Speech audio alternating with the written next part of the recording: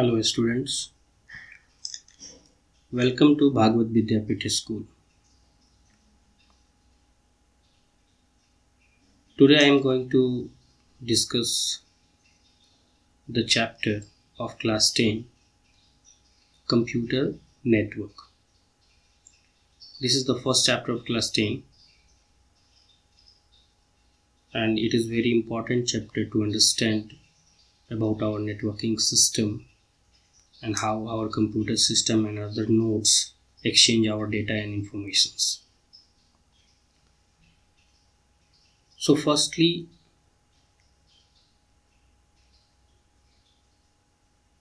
हम लोग जानते हैं कि कंप्यूटर नेटवर्क होता क्या है एक्चुअल। जैसा कि आप यहाँ पिक्चर में देख रहे हैं, यहाँ पे 1 कंप्यूटर, 2 कंप्यूटर और 3 कंप्यूटर्स, और ये पूरा एक हमारे अर्थ का पिक्चर दिया हुआ है। यानी कि सारा का सारा अर्थ, सारे के सारे कॉन्टिनेंट्स, ये सारे एक दूसरे से जहाँ भी हैं, ये सारे नोड्स एक दूसरे से कनेक्टेड हैं और एबल हैं अपने डेटा और इन्फॉर्मेशन को क्या करने के लिए, शेयर करने के लिए, एक्सचेंज करने के लिए। हम बैठे बैठे कहीं भी दुनिया की साइट को विज़िट कर पाते हैं, वहाँ के सारे इन्फॉर्मेशंस को एक्सेस कर पाते हैं। इसका मतलब है कहीं ना कहीं नेटवर्क वर्क कर रहा है। तो अकॉर्डिंग टू डेफिनेशन हम लोग देखते हैं कि computer network is a set of devices connected through the links और a node can be a computer. यहाँ पे एक इम्पॉर्टेंट टर्म है नोड। नोड मीन्स एक कंप्यूटर या प्रिंटर और कोई भी अदर डिवाइसेस जो कैपेबल होता है इंफॉर्मेशन को सेंड करने के लिए या फिर रिसीव करने के लिए, इंफॉर्मेशंस को एक्सचेंज करने के लिए। तो वो हमारे पूरे सिस्टम में नोड कहलाता है। तो the link connecting to the nodes are known as communication channel. यानी कि जिस लिंक से नोड्स कनेक्टेड होते हैं और जिस लिंक के थ्रू हमारा डेटा और इन्फॉर्मेशन एक्सचेंज होता है, तो उसको हम लोग क्या कहते हैं, कम्युनिकेशन चैनल कहते हैं। So it is the interconnection of multiple devices, generally termed as host, connected using multiple paths for a purpose of sending, receiving data or media। यानी कि सेम ये फर्स्ट डेफिनेशन दिया गया है और इसी का सेकंड डेफिनेशन यहाँ से आप पढ़ सकते हैं। तो ये भी डेफिनेशन सेम बात को, उसी बात को कहा जा रहा है, उसी बात को समझाया जा रहा है कि आप जो भी होस्ट हैं, 2 होस्ट कंप्यूटर, होस्ट मतलब 2 एक दूसरे से दूरी पे जो नोड्स हैं वो कैपेबल हैं अपनी इंफॉर्मेशन को रिसीव करने में या सेंड करने में किसी मीडिया की मदद से। यानी कि किसी गाइडेड या अनगाइडेड मीडिया। यानी कि गाइडेड मीडिया का मतलब हो गया थ्रू द वायर और अनगाइडेड मीडिया का मतलब हो गया कि विदाउट वायर, जैसे वाईफाई हमारा हो गया। सॉरी स्टूडेंट, ये बार बार एक एरर आ जा रहा है, तो खैर मैं इसको ठीक कर ले रहा हूँ, फिर मैं इसको आगे की ओर बढ़ाता हूँ इसको।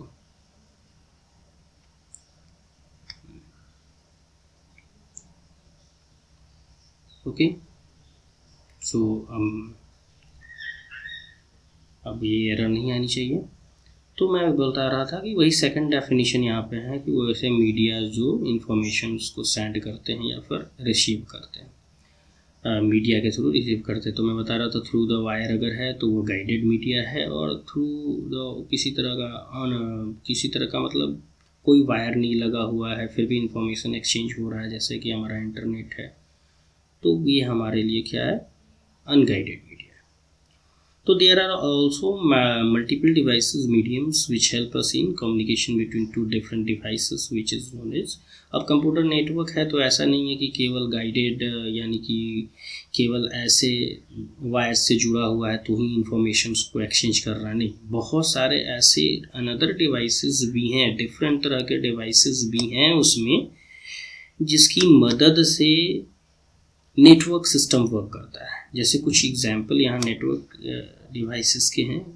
आप इसको नोट डाउन करेंगे। Networking devices, it's a very important question for examination.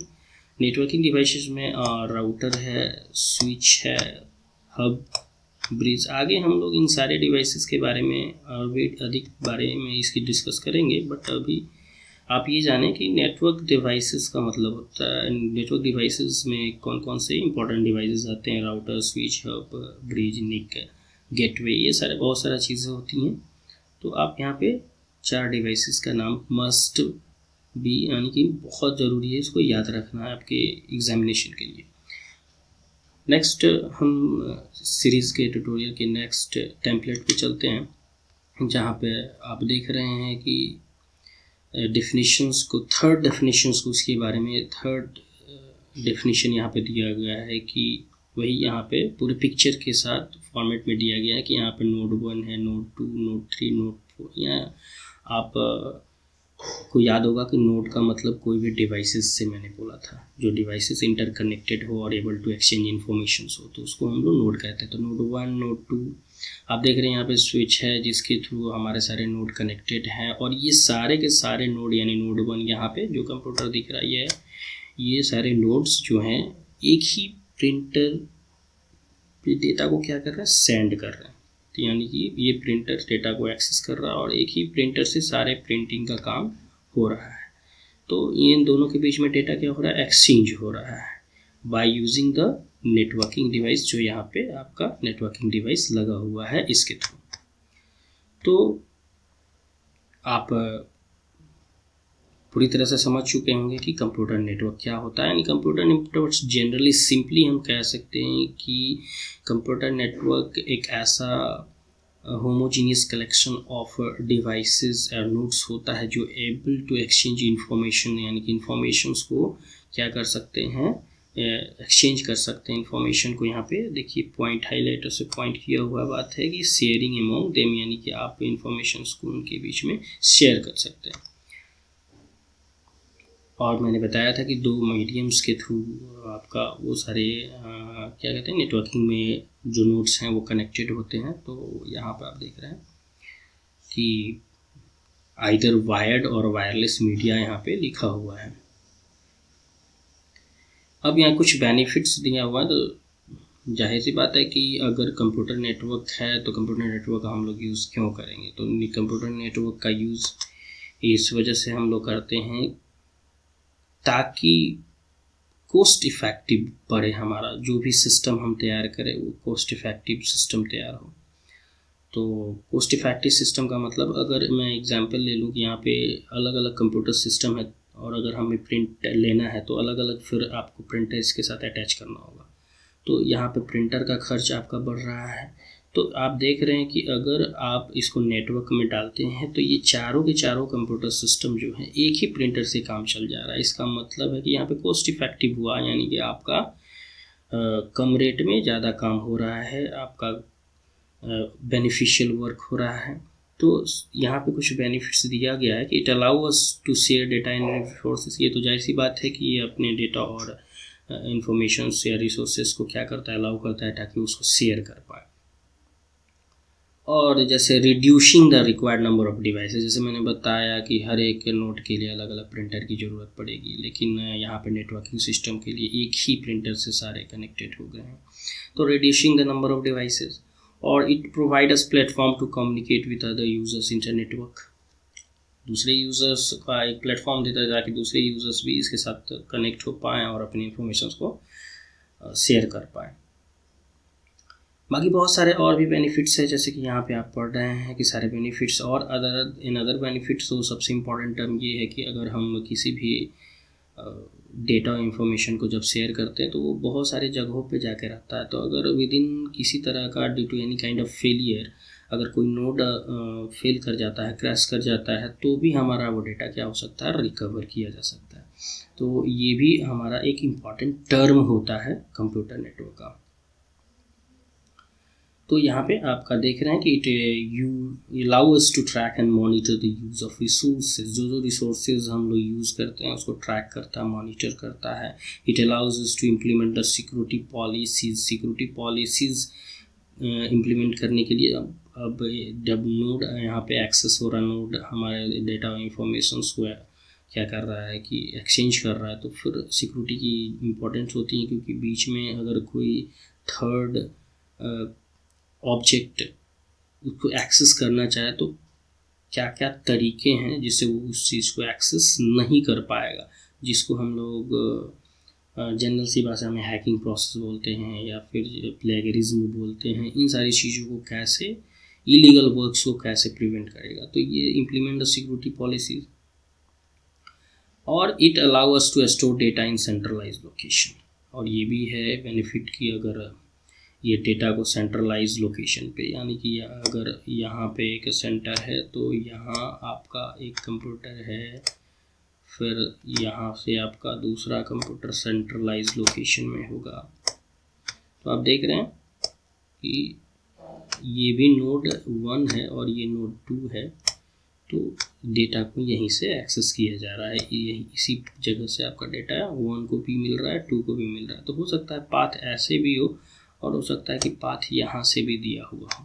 तो ये पूरी तरीके से क्या हो रहा है कि सारे इंफॉर्मेशन एक्सचेंज किए जा रहे हैं। अब इसमें अलग सी बात है कि किसी नोड के पास अपना हार्ड डिस्क है कि नहीं है, ये कॉन्फ़िगरेशन के ऊपर डिपेंड करता है। जैसे कि इसके पास तो यहाँ CPU अगर है, अगर सबके पास अपना अलग अलग CPU, इसका मतलब है कि सबके पास अपना ऑपरेटिंग सिस्टम, अपना हार्ड डिस्क है। बट अगर एक सेंट्रलाइज लोकेशन की बात करें तो सारा ऑपरेटिंग सिस्टम इसी के पास होता है और इसी के पास हार्ड डिस्क होता है, और इसी हार्ड डिस्क को और इसी ऑपरेटिंग सिस्टम को ये सारे नोड्स क्या करेंगे, शेयर करेंगे। तो ये फिर टर्मिनल पॉइंट्स कहलाएंगे, 1 terminal point and 2nd terminal point. इसमें थोड़ा सा ये है प्रॉब्लम कि अगर ये नोड यानी बीच का ये सेंट्रलाइज जो नोड होता है वो ही क्रैश कर जाए तो फिर टर्मिनल पॉइंट ऑटोमेटिकली काम करना बंद कर देंगे।